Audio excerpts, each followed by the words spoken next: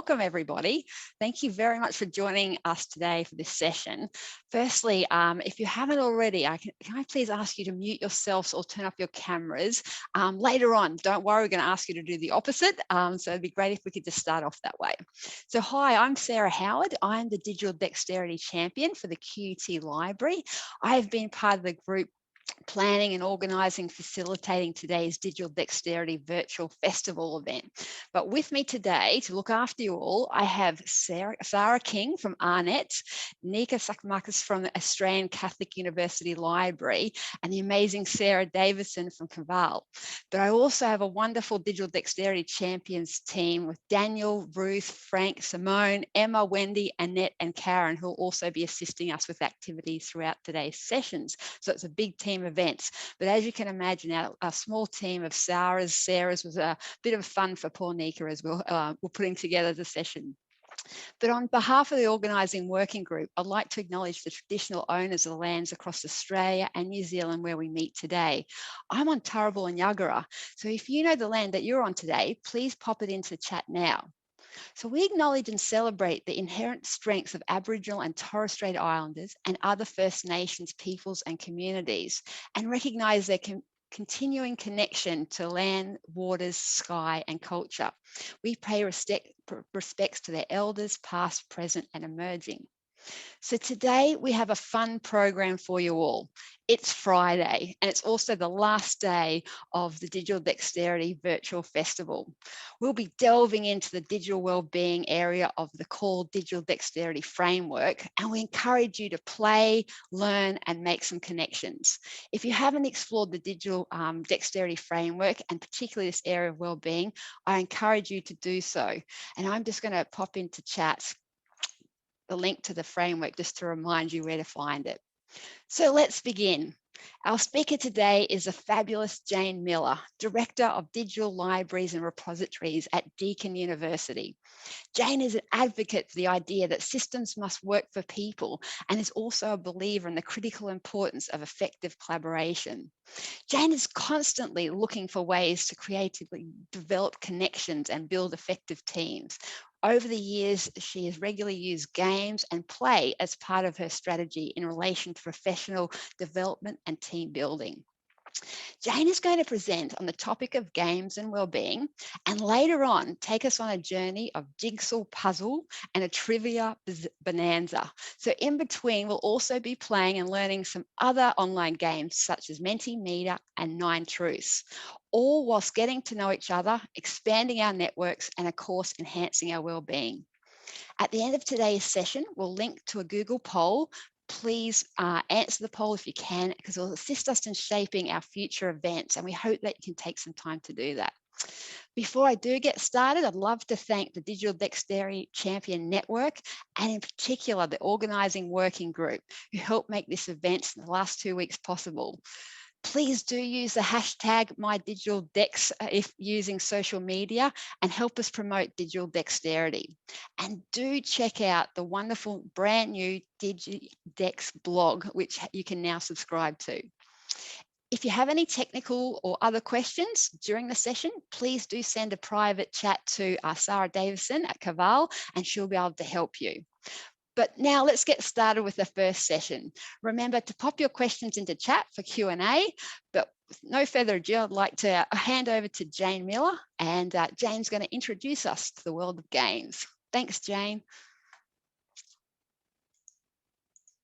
Thanks so much, Sarah, and thanks so much to the Digital Dexterity Champions Network for inviting me along today. It's been a great couple of weeks, and I hope today, the fun continues. It's always nice to play some games on a Friday. Okay. Oh. I'd also like to just take a moment to reflect on the meaning of place, and in doing so, recognise the various traditional lands on which we meet today. I acknowledge the elders past, present and emerging of all the lands we work on and their ancestral spirits with gratitude and respect. Okay, it's not going to be a great revelation to any of you if I say the nature of work has changed and the way we work has changed. When I started working in libraries about 150 years ago, it was a very different world, not only because, you know, the nature of the kind of information mediums that we worked with was different, but the way we worked in groups was different. We tended to have, I think, and I'm speaking very much here from a higher education context because that's where the bulk of my career has been spent. But we tended to work with a substantive team. We had tasks that obviously involved working with people, excuse me. So that's always dynamic. But the work was probably a bit steadier. We could, in some ways predict the nature of the work that was coming through and the people that we would work with. So when we would build connections and relationships with our colleagues, we could be pretty sure that the colleagues that we were working with one year would be, the same team probably for the next. I think that's fundamentally changed. While we do still have substantive teams, we're all involved in teams within teams within teams.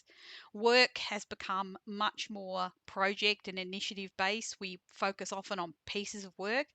There's a lot of dynamism in the work that we do. And while that's always been the case to some extent, I think now we're responding. And while we're proactive, we're also responding to a dynamic environment. And I mean, there's nothing that's been really more dynamic than the environment that we currently find ourselves with COVID. But that's really been a trend probably over the last 10 years, and I think we'd all acknowledge that we work a lot with different partners, different coalitions and networks of people. So success in this kind of paradigm really depends more than ever on our ability to communicate and develop collaborations.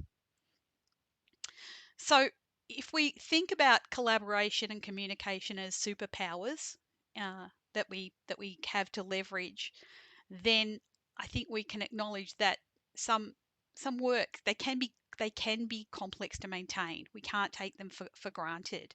And there are barriers for us in being able to develop effective networks and collaborations. And again, with the best will in the world, people have time constraints. Our workloads are larger than ever. So we're trying to focus on this relationship building, this development of connections in really challenging contexts. Organizational structures can sometimes work against the ability to collaborate effectively. They can put a few obstacles in the way. And then there's also trust. And when I say trust, I don't mean that we distrust the people we work with, but in order to ensure that work and outcomes are achieved, we have to have trust in the people that we work in, and that takes time to develop. So I just wanted to talk today, prior to talking about this, I wanted to give a couple of disclaimers. When I talk about developing collaboration and connections and teamwork, I'm not talking about remedying problems in teams. I'm really talking about the fact that high performing teams that are effective, there's always work to do in sharpening up your skills in this space. I've been very lucky throughout the course of my career to work with and manage very teams that I would describe as high performing. And I'm not saying that that's because of me. I've come when I came to Deakin, for instance, I had 3 very high performing teams in my portfolio. But I think all of the people in those teams would say it would be great if we could develop some additional collaborations across the portfolio. And those people are also working with people in the client services portfolio, with people in the collections portfolio, with e-solutions, with the university web team. So you can see there are so many networks. And sometimes I think we need to think about that, enhancing our skills in that like we do in any other area. That development of a collaborative mindset that becomes second nature is really the thing that I'm talking about. And the reason that this is very important in the context of something like digital dexterity is it's part of the skill set that we will be asking our students, staff. The future of work will depend a lot on this, this ability to be digitally dexterous, but also to be collaboratively dexterous, to have the ability to forge cooperative and collaborations on a really quickly on an agile basis. One of the things when I came in both to my role at Deakin and a previous role was to think about, okay, if I ask people to undertake activities around enhancing collaborations and building that skill set, what are the objectives of that? So when developing a kind of activity and thinking about that, why do I want them to do it? Well, I want there to be connections. I also want us to reflect on our own approaches to things. I think it's really important to think about the way you respond in a group situation. How do you prefer to work? What's your preferred working style? And how does that complement uh, the work you do with other people? What do you bring to the table in that sense? Because everyone brings something. And everyone brings something that's critical to the success. So I think when designing an activity, the main thing is to think about what is it that I want that activity to achieve. So the criteria in developing, so when I went to Deakin and University of Melbourne before that, talking to staff about how we would like to um, develop some activities to build collaboration and connections. I gave them, we had some conversations about the kind of activities, and I sort of put out a criteria because at Deakin I have 18 staff that would be undertaking this activity. So the criteria that we used, it had to be inclusive. I wanted everyone to be involved across the portfolio. It had to be a reasonable cost because, as we all know, cost is an issue now and around professional development, and we're all trying to keep things reasonable. I wanted it to be a level playing field. I didn't want any organizational role or hierarchy to be involved in it. It didn't matter what role people were in within our portfolio. I wanted everyone to be, if for this purpose, coming at it from the same position. It had to be achievable. I wanted something that we could do within a couple of hours, because I think if you do things over a few weeks, sometimes the momentum gets lost. So I really wanted us to come out of it with a sense of achievement. And I also wanted it to be fun, but have an element of rigor. So we could have some substance underneath it. We could dig deep into our experience of the activity to say, okay, well, what did we learn from this? How does this add value to our role as a team? And how will it inform us going forward? So, when I was at the University of Melbourne, the first group thing we tried was an escape room. And for that activity, we divided into a couple of groups and we went to a place that had two escape rooms and we worked through a room each. That was an incredibly interesting experience because people's learning styles, there's a lot of pressure in those escape rooms. I think you have about 90 minutes or maybe even less to complete them. What we found with that was that people's learning styles just became, and their working styles became quite amplified. So if you're someone who likes to methodically work through the clues or the challenges, that became a big focus. And then we had people who have a more organic style, who would like just go and dive into the puzzles and the things. So that became a really interesting piece of analysis for us because we had groups, if you have two groups, you're going to have those styles in each group. And I think the important thing was to kind of recognize that. And when we did the reflection piece after that escape room, that really came through. That the intense nature of the escape room experience, the very strict time constraint, was something that really demonstrated overtly how people work. The second thing that I did at Melbourne was we did a board game, and this was something we kind of tossed around a few ideas. And the board game challenge was not just to sit down and play the board game. We chose a board game that no one had ever played. And we chose quite a complicated board game. I don't know if people have ever played Mysterium, but the instruction book was like a novel. And the rules around that activity were that no one got a copy of the instructions until the day we started. So the whole process was from learning how to play the game together as a group and then successfully playing a couple of rounds of the game. And again, that was another thing where we learned a lot about our learning styles, how we prefer to learn. Because I think we all know that there are people in the world who like to go through the instruction book, and then there are people who again more organically like to try things and experiment. So that was another good example. And again, that experience, I think, taught us a lot and about each other and about how we learn. The one that I want to focus on today, though, is one that we did. I did it at the University of Melbourne, and we did it at Deakin the year before last. Sorry, 2020 is a blur for everyone. In 2019 was Lego. Um, we've again tossed around a few ideas, and I think that's the other important thing. It's very important, I think, to engage the team in the ideas that you have.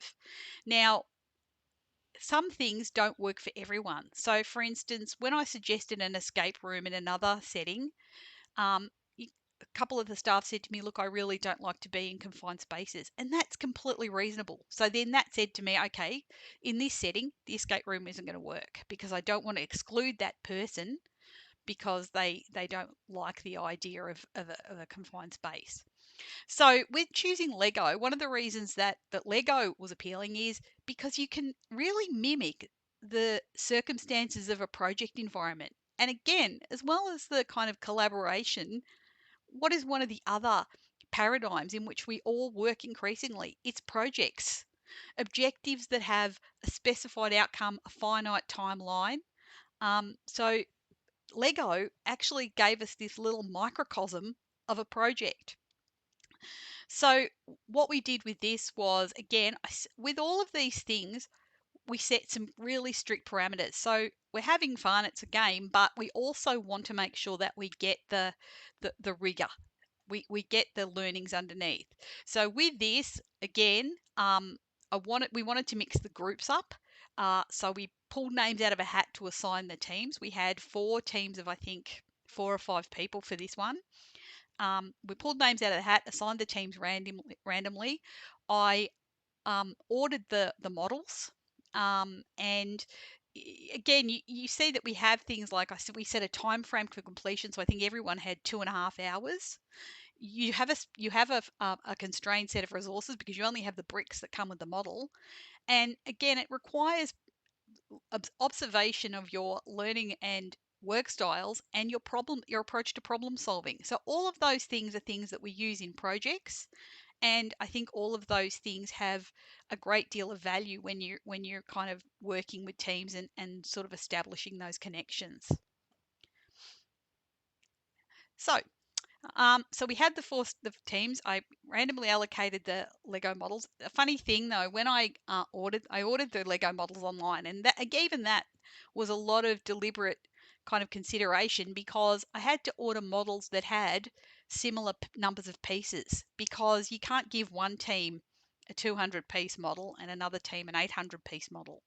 So we ordered I think all of the models had in about the 800 to 900 pieces in it. But when I ordered those the models online, I don't know whether the people I ordered them from thought that it was a scam. Why would a university be ordering all these Lego creator models? But they made a phone call to me just to verify that it was a genuine order afterwards.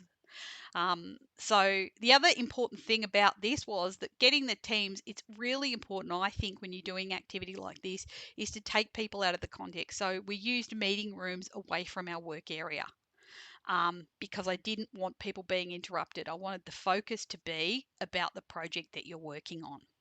So you can see there that the process was that on the morning, people had 2.5 hours. They had to read the instructions and complete the models in these 4 groups. So prior to commencing, I gave the teams a list of questions to consider while participating, because a big part of all of these, both with this escape room, the game, and with this Lego activity, is the reflection afterwards. We always have a week later the groups present on their experience and what they've learnt and what they've thought about and what they've observed. And if they liked it, I mean, I'm very open to, I hated this is the worst thing I've ever done, or any feedback, because I think that's a really important to have really open and transparent feedback.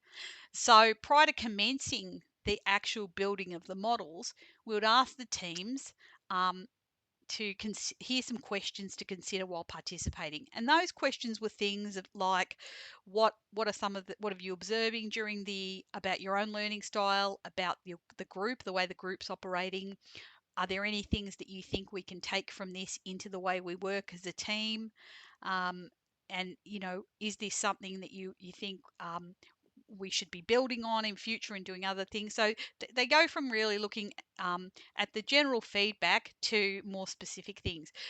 Some of the other questions were, are there any of the kind of well-known learning and kind of management paradigms that you can relate this to? So, is there anything in something like Edward de Bono's 6 hats or Tuckman's group theory that you observe while you're in this situation and in this doing these activities? So that's always a thing. And the presentation that happens a week later, the groups don't have to do a PowerPoint. They can present in any way they like. So I know that when I was at the University of Melbourne, one of the groups did like a trivia quiz as part of their presentation. One group baked little Lego cookies. Another group, when they did their presentation, made a video. So this is just an example of a group from last year with this, from 2019. Sorry, I keep saying last year, 2019. This group used the Tuckman's theory of groups. So you can see this is just the extract from their presentation. So you'll see that they've talked about it in terms of storming, and they've got the picture of the Lego being slightly chaotic. And they've reflected of how they started as a group, establishing themselves as a group. Then they move on to norming, and they talk a lot about how they, started to get some order into the pieces and get some, the assumptions that they made. And it's interesting that they reflect here that, once they split the book into different sections, that changed the way they worked. And so that was an interesting observation. And then they get to performing, and were found that they had a shared language. And so that those presentations are almost the most important part of this, because that's where the people involved, the participants, reflect on the things that they've got out of it and the things that they've noted. So I'll just give you some of the other feedback that I've had, from this, because I think it's really interesting. So some of the feedback we've had is that with everyone assuming a complementary role, the model grew quickly. Different levels of experience can be complementary rather than being a hindrance. We had a shared Lego language. It's a low stakes way of practicing being a team. It's more structured than other creative team building activities because it has an endpoint. And again, someone else said we had a shared language. So those were interesting observations. The feedback in terms of whether it was a positive experience, some people said that they would like to see it extended further than just our portfolio. So that was interesting.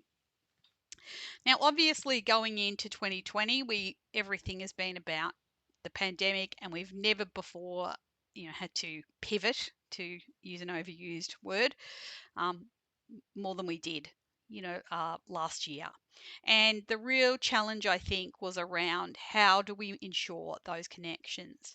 Now, I would not like to be a new person starting in a job, and I'm sure there are people in that situation who hasn't had any experience of the on-site work. I think that would be incredibly difficult, and I have a colleague in my team that has had that experience, and I just think she's done an amazing job to be able to develop the networks of collaboration and relationships that she's needed to, in an almost exclusively virtual environment, because I think that's the challenge.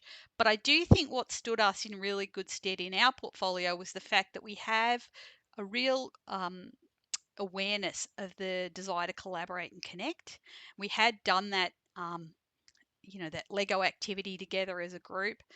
And we've kept doing things to keep building on that. I think the other critical thing around these collaborations and communication is that this is an iterative process. It's not a one-off. You have to keep nurturing it. And so we do things like we have a virtual, well, not a virtual, sorry, what we call a DLR book club, which is our portfolio. And once a month we have a professional reading. It might be an article, sometimes we have a podcast, and it'll be something to do with libraries, learning, creative thinking. The group assigns it, and then we have a cup of tea once a month and discuss it. It's optional, it's voluntary in our portfolio, but we always get a really good turnout, and people are really keen on it, and it's helped continue that collaboration. So we started thinking about things like virtual afternoon teas, and I'm sure we've all done the virtual afternoon tea. And even when you have really good connections and relationships with each other, there can be a real awkwardness to sitting on Zoom and having a conversation. For one thing, it's not natural in the way that if you're in a sitting around a table is, because essentially it's one person at a time talking and the spotlight is on them. And if you've got people who don't feel comfortable in the spotlight or don't are usually quite quiet, they will often just not speak because they feel it's quite confronting. And I totally get that. I think that's, that there feels we had a lot of awkward silences. And as I say, this is a team that's been working together and collaborating really well. So we decided to continue with it, but we added trivia. And trivia was great because it allowed people to participate and get together and talk, but the focus was not on thinking up what to say, it was on answering the questions. I didn't want it to be competitive. So basically, if you win our quiz, it's a bit of a punishment because you actually have to organise the next one. But people seem to like that. Um, and discussing the answers, there's almost no focus on the scores. It really becomes, we say what our scores are, but nobody really cares. Discussing the answers and any interest that comes out of things that people didn't know becomes the actual best part of it, really. Um, so trivia has been a great thing. We usually do it probably once every 3 weeks or so. And as I say, it's pretty low pressure. It's also pretty low tech. The person who's the quiz master or mistress will ask the questions. Usually they use a PowerPoint or something if they want to, but we just answer by writing the answers on a piece of paper and we mark our own. So it's all on an honor system, and it's, as I say, very low tech. And we're going to be doing that later today, so it should be fun. The other thing that we found, which was really great too, was the jigsaws. So we found a free collaborative jigsaw site, and again, we're all going to play with this.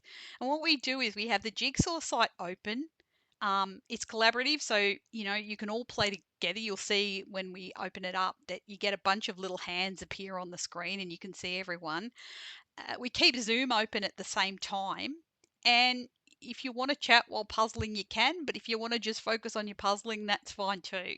And that's proven to be a really great thing too that people have really enjoyed. And as I say, they're kind of afternoon tea things, and they're pretty low overhead in terms of organisation, but they've really kept the team together.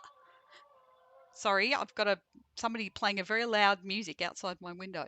Um, but they've proven to be things, I think, that have allowed us to keep working together in an environment which really at first was really unusual.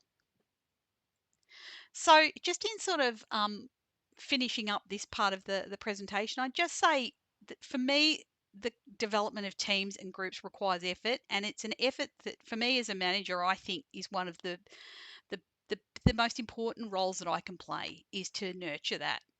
I think that playing games are an effective option for promoting a collaborative mindset because they don't take into account hierarchy. No one cares who reports to who or whatever when we're playing games. No one cares who's the expert in a particular area. There's a real lack of risk and threat. Um, it it as long as you have that underpinning substance and rigor that enables the reflection. I don't want people just, you know, us just playing games, because people are too busy. I want there to be value that goes on afterwards. And I think that reflection is the really important part.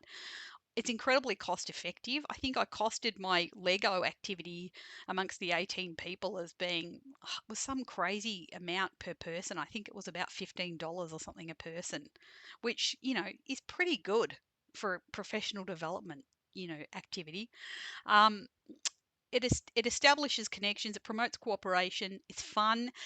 It's interesting too with the Lego, and this is another thing I just want to finish on is with the Lego, just some after we finished the Lego models, they were all in our office space. So we had a seaside theme for our Lego models. So all the models were like a boat, a caravan, a couple of beach houses, and they were all set up in our office, take the space. Anyway, we got a query from another part of the library who were doing an activity with Lego if they could have the models now that we'd finished with them and used the Lego pieces.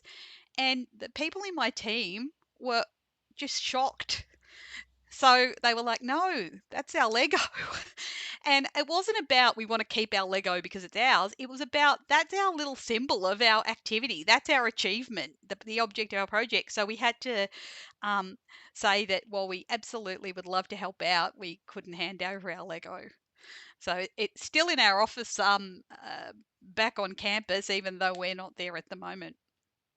But I'd say just in closing, I think if you're going to do, and it can be Lego, it can be games, it can be escape room, it can be anything. This year, or actually prior to COVID last year, the team were planning what the next activity was going to be, and I think lawn bowls, learning and playing lawn bowls was going to be the next one, but we didn't get to go forward with it because of the pandemic.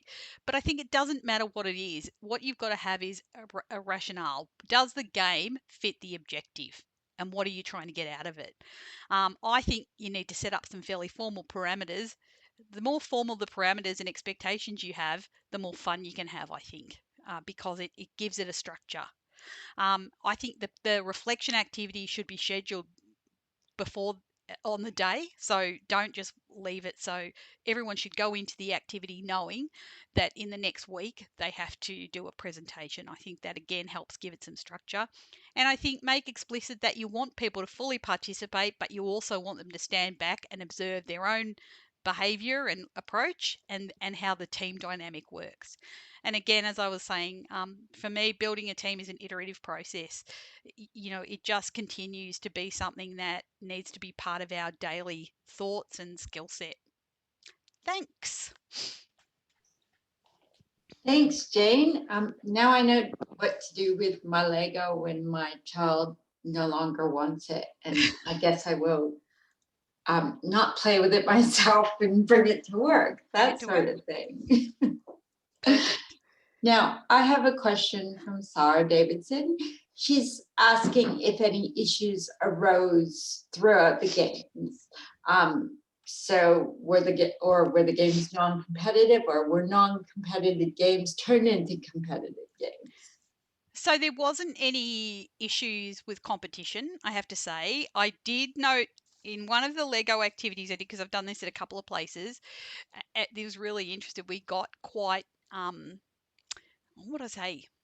One of the groups, and I was in this group, so there was a bit of we got a bit cranky in terms of the learning styles, because there are in Lego, it's really interesting. There are probably more than two, but in our group, in this particular activity, there were two types of people. There was, I like to get the instructions and sort the pieces I need, and then there was, I like to rip the bag open and throw all the pieces on the table. So while there was no competition, there was a bit of tension with that style. But the beauty of doing it in this way is because we knew we had the reflection, people just noted that. They'd go, oh, that is not what I would have done. So there was no conflict. It was just a point of interest that, oh, I would never do that. I would never just pour the pieces on the table. And you'll notice in one of the photos I showed that people had a bowl. So some people had a bowl and they sort the pieces by size in the bowl. Some people sort the pieces by color. So, I think what comes out is all the different approaches. Thanks, Jane. I think Sarah said, yep, that's what Yeah. she thought. Yeah. Jane, we're getting lots of questions for you. Ruth has asked, do you have to formalise the separation between participant and observer? And is it difficult for people to play with those two roles simultaneously?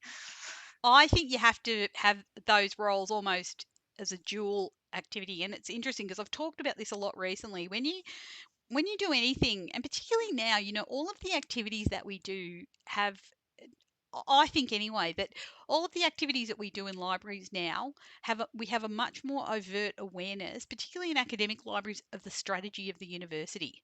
That's a much more of it. So I think we do think, all the time of, oh, I'm working on this project and this is the outcome, but the bigger picture is this. So I think that's a way we need to think. So I think one of the things is that when you do work on these sort of activities, you kind of need to have that mindset. Oh yeah, I'm building the model and I'm doing this, and I actually have approached it this way. And then you have to kind of almost at the same time step back and go, well, that's really interesting. How are other people approaching that? So you've kind of got to always have that dual view, I think. And no, I don't think it impacted. I think, but the fact that people knew that they had to do the presentation and reflection afterwards meant that they went into it with that awareness. Ruth has just responded with, so you just have to make the bigger picture clear from the outset. Yeah. And she said that makes sense. So another question has come in from Zane. Has there been consideration in making role-playing modules for games like Dungeons and Dragons? The flexibility and custom nature of it, I feel, would lend itself to exploring the formal criteria set. Look, that's a really great point. We haven't thought about Dungeons and Dragons. That's just because nobody in our group had come up with it. But there's absolutely no reason that couldn't be applied. And I think a lot of it depends on, when we're choosing what the activity is, we always have a group discussion about that. I don't just say, oh, let's do Lego or let's do, I think it's really important that it's something that we all buy into, because otherwise people are going to think that it's something I'm forcing on them. And I don't want it to be that. I want it to be collaborative, because I do it too. Like, that's the thing. I love it. So it's about us all collaborating as a group. So yeah, I think, if someone in the group came up with Dungeons and Dragons and everyone was, and that fit the objective of what you're trying to achieve, then absolutely. Jane, you're giving us all these amazing ideas. I don't know about everyone else, but my brain is like, and I'm writing all these notes down. So another question. So Fiona Jones has asked, are there any accessibility issues we need to be mindful of when choosing games and activities? Oh, for sure. Like, that's why I think it's really important to engage the group. Like, the example I used about the escape room came up, but then someone said, look, that's not something I'd feel comfortable with. Well, and that's completely fine. I also said it has to be something that is accessible in terms of, let's not choose something that's physically dangerous or that would exclude some people physically. So again, it has to be something that we could all, yeah. And I see Sarah's just put there about colorable, and that absolutely would be, if someone had that issue, then perhaps Lego wouldn't be the right way to go in that sense. You have to work as a group to work with what fits for people. That's why the engagement of the whole group to me is really important. Thanks, Jane. And now another question we have from Karen Miller is organising activities like this a formal part of your role at the library?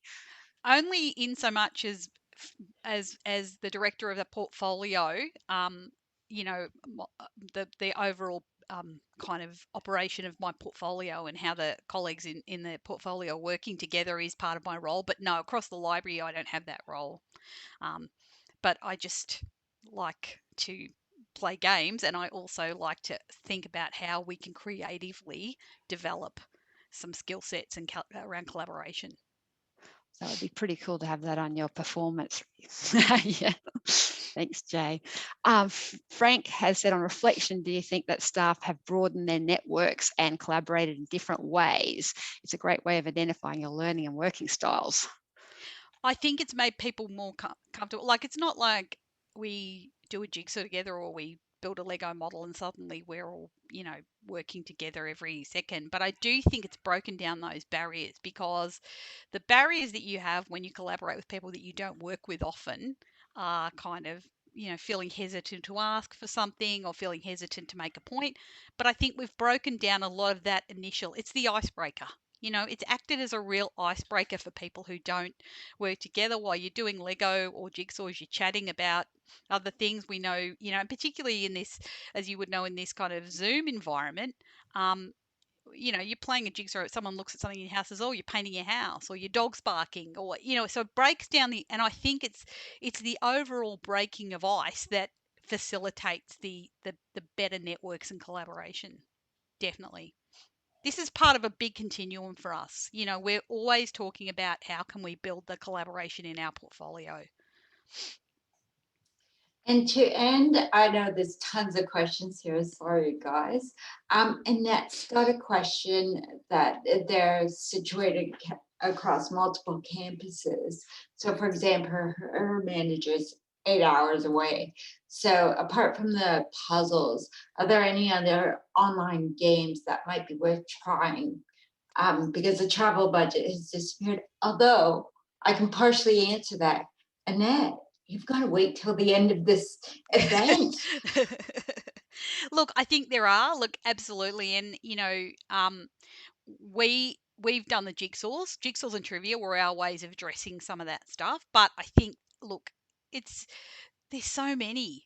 I've been playing games online with friends away from work, board games. I found a really great website called Board Games Arena, which is free.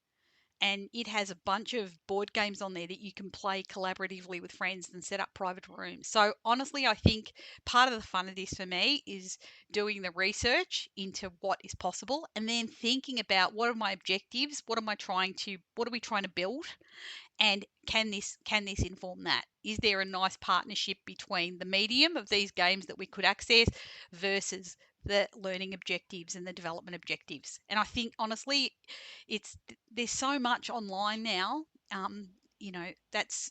But check out Board Games Arena. It's another one. That's great. Thanks, Jane.